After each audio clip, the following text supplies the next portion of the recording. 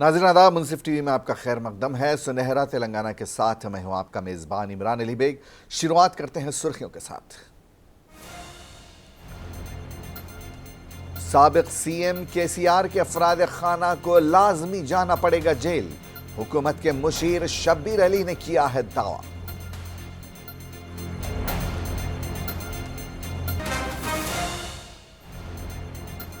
हर किसान से धान की फसल खरीदेंगे, रियासती वजीर सिविल सप्लाईज उत्तम कुमार रेड्डी ने किया ऐलान।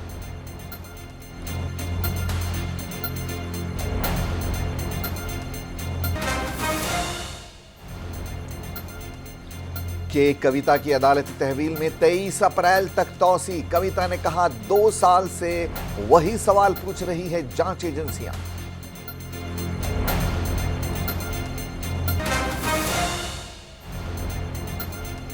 कांग्रेस जेडपीटीसी का शौहर पुलिस स्टेशन में कर रहा था डांस।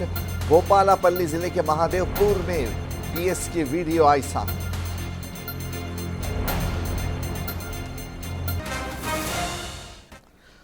कामारेड्डी शहर में हुकूमत के मुशीर शब्बीर अली ने प्रेस कॉन्फ्रेंस की। उनका कहना था कि चीफ मिनिस्टर रेवंत रेड्डी ने फोन टैप होने की बात कही थी। शब्बीर अली ने बताया कि बीआरएस पार्टी के वज़रा ने शब्बीर अली और उनकी अहलिया के बीच फ़ोन पर बातचीत को भी टैप किया। शब्बीर अली कहते हैं कि यकीनी तौर पर केसीआर ख़ानदान के लोग जेल जाएंगे। उन्होंने पार्टी कायदीन पर जोर दिया कि वो एमपी इंतखाबात में कांग्रेस पार्टी उम्मीदवारों को जितवाएं, क्योंकि हुकूमत ने 4 महीने में अपने 5 वादे पूरे किए हैं और दूसरी ज़मानतें भी जल्द लागू की जाएंगी।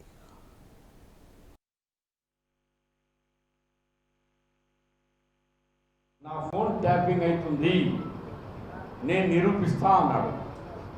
ఆయన చెప్పింది వర్డ్ టు వర్డ్ కరెక్ట్ వెళ్ళింది. నేను ఆ లీడర్ ఆఫ్ ది అపోజిషన్ నాది విన్నారు, నేను నా పెళ్ళం మాట్లాడుకున్నది కూడా విన్నాను. మేము వాళ్ళకేమో రాస్తున్నది, మేము భార్యాభర్తలు మాట్లాడాలి. మేమే కాదు, కొంత మంత్రులు భార్యాభర్తలు మాట్లాడింది కూడా టైప్ చేసుకున్నారు. వాళ్ళ మంత్రులే కేసీఆర్ చుట్టాలు మాట్లాడుకున్న ఆడల మాటలు కూడా రికార్డ్ చేసుకున్నారు. అది చాలా పెద్ద నేరం. ప్రైవేట్ ఫోన్ ట్యాపింగ్ చేయడం పర్మిషన్ సెంట్రల్ గవర్నమెంట్ది లేకుండా అది నేరం. ఆ నేరం కింద కేసీఆర్ కుటుంబ నాయకులు చాలా మంది జైలుకు పోతారని నాకు ఒక నమ్మకం, విశ్వాసం ఉంది. నాకున్న సమాచారం ఇది పర్సనల్, గవర్నమెంట్ నుంచి అంటలేను, నువ్వు డైరెక్ట్ అడిగినాం. నాకున్న बीआरएस के रुकन कानून साज कौंसिल के कविता की अदालत तहवील में इस महीने की 23 तारीख तक तौसी कर दी गई है। दिल्ली शराब स्कैम केस में केसीआर की दुख्तर जेल में कैद हैं। सीबीआई ओहदेदारों ने कविता को आज दिल्ली की एक कोर्ट में पेश किया। इस मौके पर मरकजी तहकीकाती एजेंसी के वकील ने कि कविता को 14 दिनों के लिए तहवील में देने की दरख्वास्त की, ताहम अदालत ने 23 अप्रैल तक इनको तहवील में देने का फैसला सुनाया। अदालत से जेल जाते वक्त कविता ने वहां उनके रद्द-ए-अमल के मुंतज़िर मीडिया को बताया कि वो सीबीआई की तहवील नहीं बल्कि बीजेपी की तहवील में है, क्योंकि जो कुछ बीजेपी मीडिया बोल रही है वही सवाल सीबीआई के ज़रिए उनसे किए जा रहे हैं। उनका कहना था कि वो 2 साल से उनसे पूछे गए सवाल दोबारा पूछे जा रहे हैं। अब जांच एजेंसी के पास पूछने के लिए कोई नई बात नहीं है।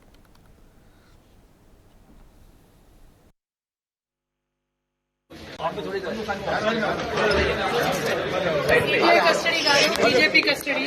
బయట బీజేపీ వాళ్ళు మాట్లాడేది లోపల సిబిఐ వాళ్ళు కూడా అడుగుతున్నారు. అడిగిందే అడుగుతున్నారు. 2 నెలల నుంచి నథింగ్ న్యూ.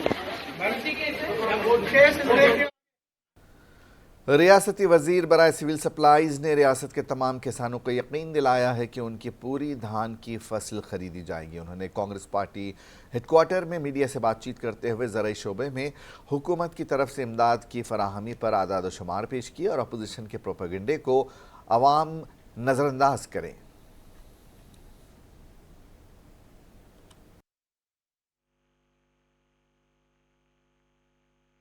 तेलंगाना राज्य में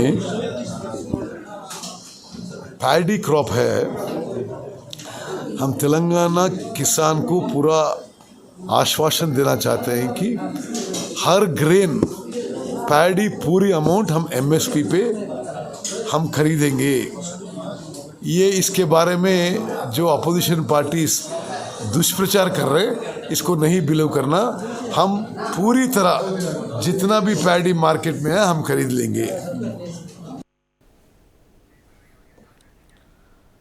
उधर उत्तम कुमार रेड्डी ने बीजेपी के संकल्प पत्र को बोगस करार दिया। उन्होंने मुसलमानों को नुमाइंदगी के सवाल पर कहा कि जल्द ही हुकूमत में मुसलमानों को नुमाइंदगी दी जाएगी।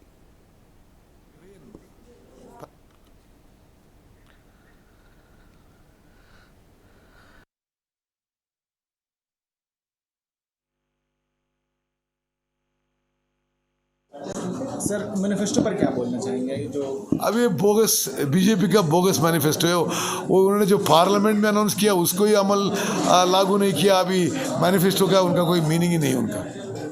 कांग्रेस भी मैनिफेस्टो है, आप भी देख लीजिए, जो रियलिस्टिक है, जो हम करने वाले हैं। हमारी पूरी विश्वास है कि इंडिया अलायंस केंद्र सरकार में आएगी। हमारे राहुल जी प्राइम मिनिस्टर होने वाले हैं, प्रधानमंत्री होने वाले हैं, और हमारी मैनिफेस्टो लागू करेंगे।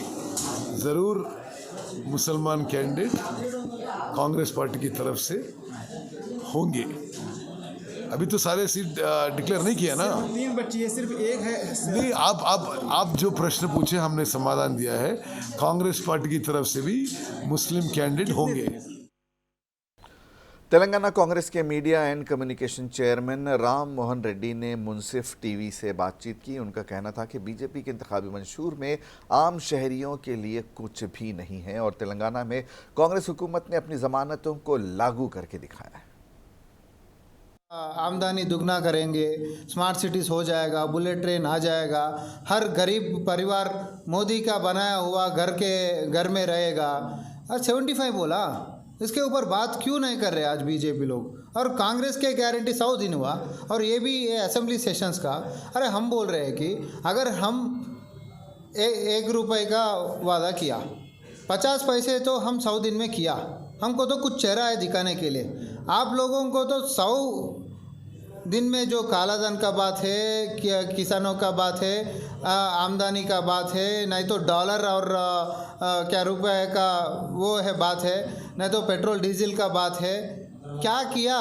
15 लाख का भी काम कुछ हुआ क्या किया 10 साल में? हम बोल रहे 100 दिन में तो कांग्रेस पार्टी का ये गारंटी है, हम तो ये किया।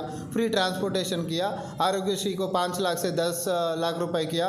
और मल्काजगिरी के साबिक रुकन असम्बली व कांग्रेस लीडर मैनमपल्ली हनुमंतराव की मौजूदगी में बीआरएस के मेदक म्यूनसिपल चेयरमैन चंद्रपाल और पार्टी के काउंसिलर्स ने कांग्रेस में शमूलियत इख्तियार कर ली।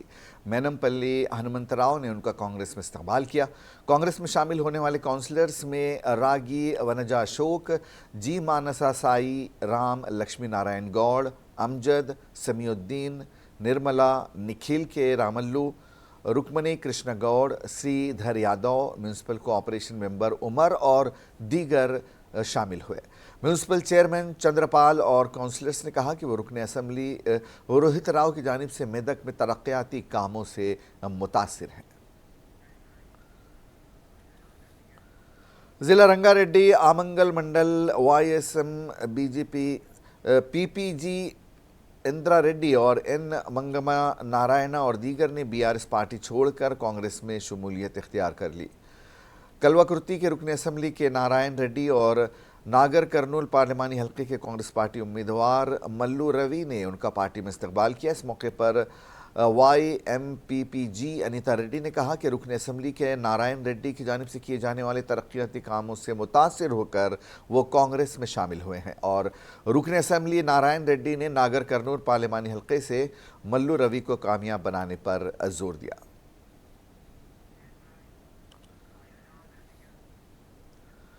जी इंदुप्रिया को मुत्तफ़क़ा तौर पर कामारेड्डी म्यूनसिपल चेयरपर्सन के तौर पर मुंतखब किया गया है। म्यूनसिपल ऑफिस में RDO ने बताया कि बल्दिया का खुसूसी इजलास मुनक़िद किया गया था, जिसमें 14वें वार्ड से इंदुप्रिया को मुत्तफ़क़ा तौर पर नया चेयरपर्सन मुंतखब किया गया। जब इंदुप्रिया का नाम कांग्रेस की तरफ से मेहरबन लिफाफे में आया तो 48वें वार्ड के काउंसलर सैयद अनवर अहमद और 38वें वार्ड के काउंसलर चिटला राजेश्वरल्लू ने उनका नाम बतौर चेयरपर्सन तजवीज़ किया और अराकीन ने इसे मुत्तफ़क़ा तौर पर कबूल कर लिया। म्यूनिसिपल कमिश्नर सुजाता ने इस प्रोग्राम में हिस्सा लिया।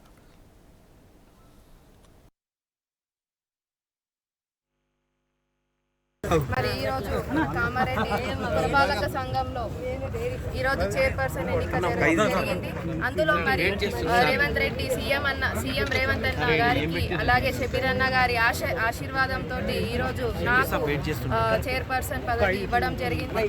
మరి పెద్దలు ఈరోజు మా తోటి కౌన్సిలర్స్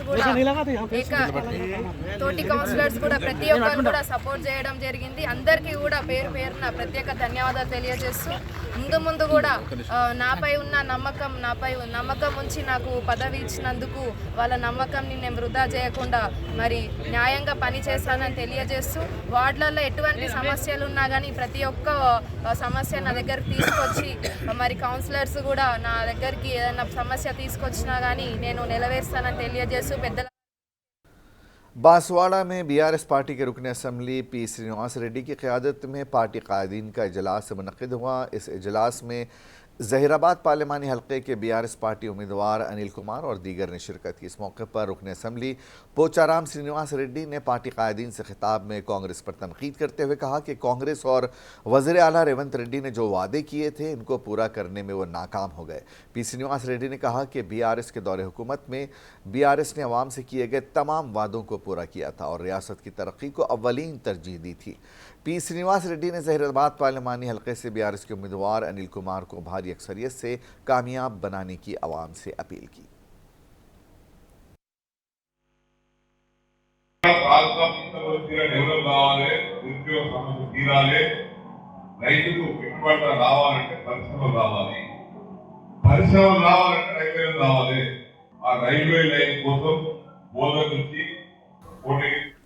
बीआरएस पार्टी के साबिक रुकन असम्बली जीवन रेड्डी ने बीआरएस छोड़कर कांग्रेस में शामिल होने वाले कायदीन रंजीत रेड्डी, महेंद्र रेड्डी, बी राम मोहन और दीगर को तनकीद का निशाना बनाया।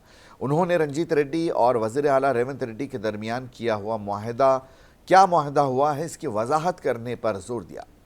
जीवन रेड्डी ने कहा कि रंजीत रेड्डी ने चियोड़ला पार्लिमानी हल्के में 3000 एकड़ अराजी हासिल की है। मंडला गणेश की अराजी भी ज़बरदस्ती हासिल करने का रंजीत रेड्डी पर इल्ज़ाम लगाया। जीवन रेड्डी ने कहा कि वो रंजीत रेड्डी की बदनवानियों का पर्दाफाश करेंगे।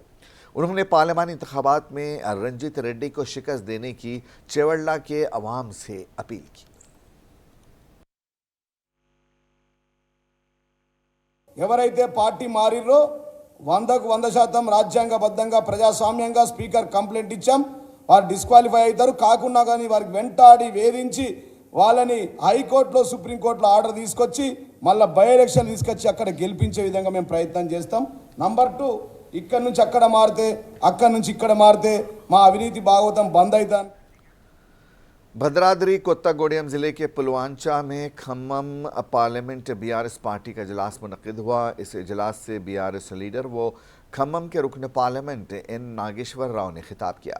उन्होंने कहा कि साबिक़ वज़ीर आला केसीआर की क़यादत में बीआरएस के दौरे हुकूमत में तेलंगाना की तरक्की हुई है। कांग्रेस ने इंतखाबात के मौके पर अवाम से कई वादे किए लेकिन इनमें से एक वादे पर भी अमल नहीं किया। उन्होंने रियासत के किसानों ज़रई मजदूरों को धोखा देने का कांग्रेस पर इल्ज़ाम लगाया और कांग्रेस के झूठे वादों के बारे में अवाम को बेदार करने का बीआरएस पार्टी के कायदीन और कारकुनों को मशवरा दिया। इस मौके पर रुकन राज्यसभा वी चंद्रा और साबिक़ रुकन असम्बली वनमा वेंकटेश्वर राव और रुकन कानून साज कौंसिल ताता मधु और दीगर ने भी खिताब करते हुए कांग्रेस पर जमकर तनकीद की। कांग्रेस पार्टी కానీ बीजेपी पार्टी కానీ మళ్ళీ ఇక్కడ ఉన్నటువంటి బిఆర్ పార్టీని అడ్డుకోవాలి. బిఆర్ పార్టీకి ఒక సీటు కూడా రావద్దని ఉద్దేశించుకొని बीआरएस लीडर हरीश राव ने अपने 10 साला दौरे हुक्मरानी में अवामी फलाह की स्कीमात गिनवाई और बीजेपी से सवाल किया कि मोदी हुकूमत ने पेट्रोल डीजल की कीमत बढ़ाने के अलावा और कौन सा कारनामा किया है। उनका कहना था कि बीजेपी के दौरे हुकूमत में भूख बढ़ी, बेरोजगारी बढ़ी और गुर्बत बढ़ी। 10 ఏళ్ల బీఆర్ఎస్ ఏమిచ్చిందయ్యా అంటే రైతు బంధు ఇచ్చింది, రైతు బీమా ఇచ్చింది, కళ్యాణ లక్ష్మి ఇచ్చింది, కేసీఆర్ కిట్ ఇచ్చింది, 2000 ఆసరా పెన్షన్ ఇచ్చింది, మా పిల్లలకు రెసిడెన్షియల్ గురుకుల పాఠశాలలు పెట్టింది, తండాలు గ్రామ పంచాయతీలు చేసింది, మా ఎస్టీలకు 10% రిజర్వేషన్ ఇచ్చింది అని 100 పథకాలు మీరు చెప్పగలుగుతారు. మరి బీజేపీ ఏం చేసిందో చెప్పగలుగుతారా? MCP-IU के रियासती सेक्रेटरी जी रवि, CPM जिला सेक्रेटरी चिंतामंगा रंगाइया और R चंद्रशेखर ने डेमोक्रेसी के गोवर्धन CPIM-L रियासती सेक्रेटरी ने कहा कि बीजेपी और मोदी के दौरे हुकूमत में जमहूरियत खतरे के दहाने पर है और मुल्क के तहफ़्फ़ुज़ के लिए तमाम कम्युनिस्ट बाएं बाजू ताकतों को आगे बढ़ना होगा और आवाम को बेदार करने की ज़रूरत है। वरंगल के ब्रिज इलाके में वाक़े ओमकार भवन के हाथे में कम्युनिस्ट जमातों का यह इजलास मुनक़िद हुआ। उन शुरका का कहना था कि मोदी हुकूमत ने मुल्क में सेक्युलर जमहूरी इक़्तिदार को पामाल कर दिया है। आमिराना हुकूमत आवाम पर बोझ बढ़ाती जा रही है और ज़रूरी मुल्क को कॉरपोरेट्स के हाथों फ़रोख्त कर दिया जा रहा है, जिसके नतीजे में किसानों और मेहनत कशों के हुकूक ख़त्म हो रहे हैं।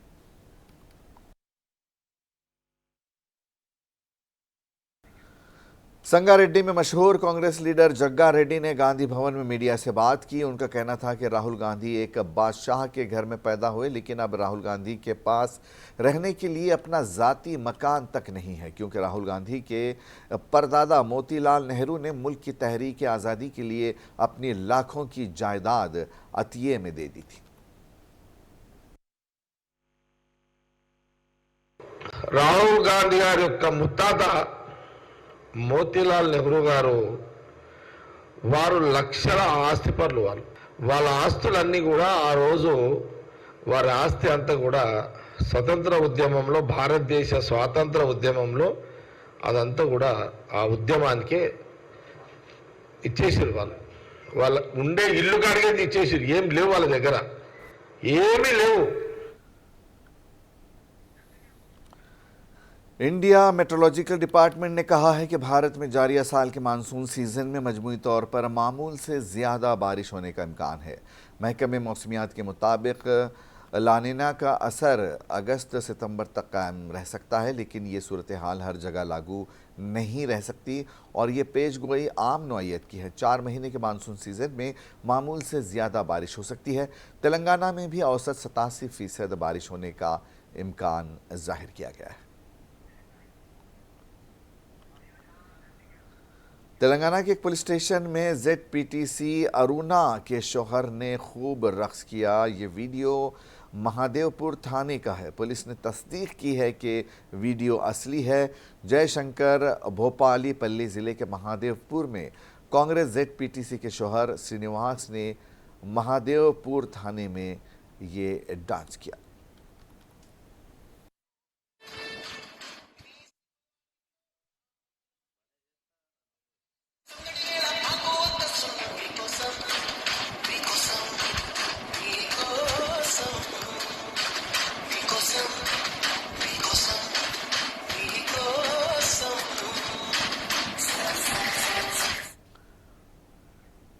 हैदराबाद में रुपयों के तनाज़े के चलते एक महंगी लंबोर्गिनी को आग लगा दी गई। ये वाक़या पहाड़ी शरीफ में हफ्ते के रोज़ रूनुमा हुआ, लेकिन काफ़ी ताख़ीर से ये मामला मंजर आम पर आया है। पुलिस के मुताबिक नारसंगी का रहने वाला नीरज ताजिर है। वो अपनी स्पोर्ट्स कार बेचना चाहता था और उसने ख़रीदार की तलाश के लिए अपने दोस्त अयान की मदद ली। अयान ने उसके बारे में अपने दोस्तों अमान हैदर और दीगर को बताया, जिन्होंने ख़रीदार की तलाश शुरू कर दी। अमान एक दोस्त के हमरा ये कार मुमकिन ख़रीदार को दिखाने मामेडी पल्ली ले आया। जब अमान पहाड़ी शरीफ पहुंचा तो अहमद ने उसे बताया कि नीरज पर उसके पैसे वाजिबुल अदा हैं और उसके ठिकाने के बारे में उससे पूछा। बाद में उसने गाड़ी पर पेट्रोल छिड़क कर उसे आग लगा दी। पहाड़ी शरीफ के इंस्पेक्टर P गुरुआ रेड्डी ने यह जानकारी दी है। इत्तला मिलते ही पहाड़ी शरीफ पुलिस मौके पर पहुंची और फायर डिपार्टमेंट को इत्तला दी गई, लेकिन फायर फाइटर्स आने से पहले ही गाड़ी जलकर तबाह हो चुकी थी।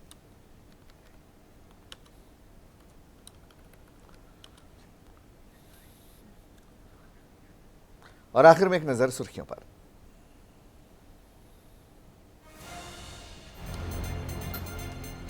साबिक सीएम केसीआर के अफराद खाना को लाजमी जाना पड़ेगा जेल, हुकूमत के मुशीर शब्बीर अली ने किया दावा।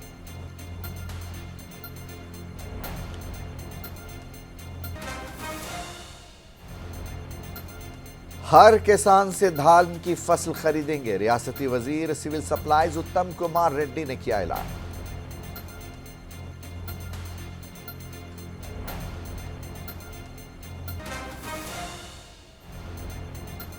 के कविता की अदालती तहवील में 23 अप्रैल तक तौसी। कविता ने कहा 2 साल से वही सवाल पूछ रही है जांच एजेंसियां।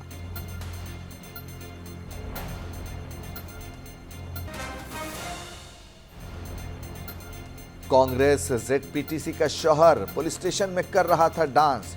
भोपालापल्ली जिले के महादेवपुर पीएस की वीडियो आई सामने।